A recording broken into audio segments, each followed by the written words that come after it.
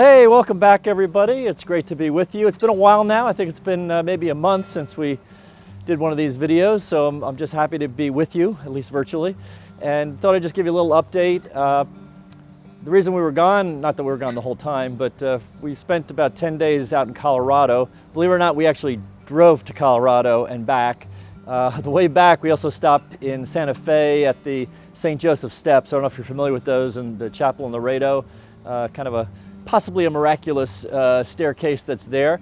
But it made the trip quite long coming home. We drove about 30 hours straight. We all shared riding, but it took us about 30 hours, so wow. And we did some climbing. We're at altitude almost the whole time, so it was really a great time with family and a time to get away. It was extraordinarily beautiful and quiet, and it was a great time. As far as here goes, for those that have been around, maybe driving by even on 85, you can really see the hospital is making great progress.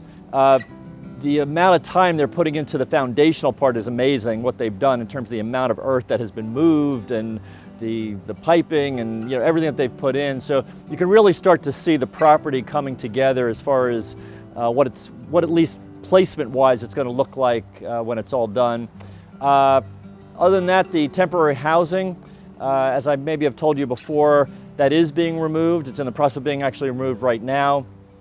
I know it's always going to be tight on the timing. It's not always under our control, but I think we should have it all out by the time everybody starts to come back, maybe in mid-August. And then that entire parking lot will be, refurbished, repaved, lined, and everything for parking. So that should be in August. We should have that. Want to thank SSC. They for those of you that use the staircase that goes between the fields.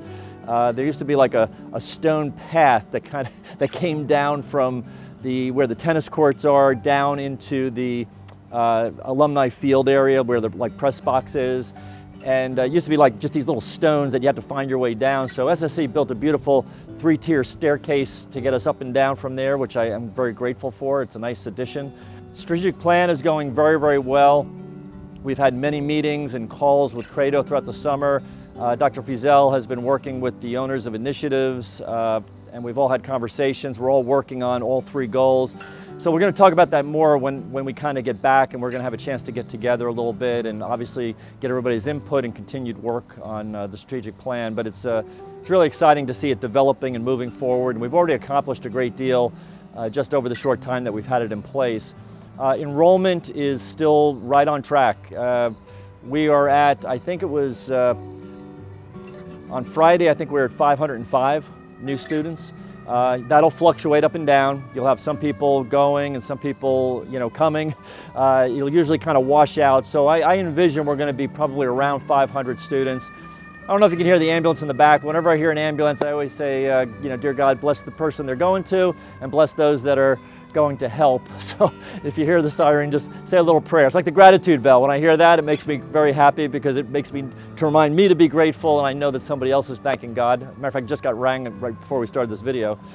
So the enrollment thing is going quite well. It's going to be an exciting year again. Just wow, it'll be our largest class ever in the history of the school, and quite excited for that. As far as the COVID goes, we're all, I think, intimately aware day by day of all the news that keeps coming out. The NCA, just sort of says hang on, and so we really are waiting to see what the NCA is going to require us to do. They said the information won't come out to us probably for another at least 2 weeks, which is pretty darn close to the beginning of everybody being back, but that's when they said we'll probably get some information. As far as the county and state goes, obviously we'll adhere to the requirements of the county and state as we always have, but we are planning right now.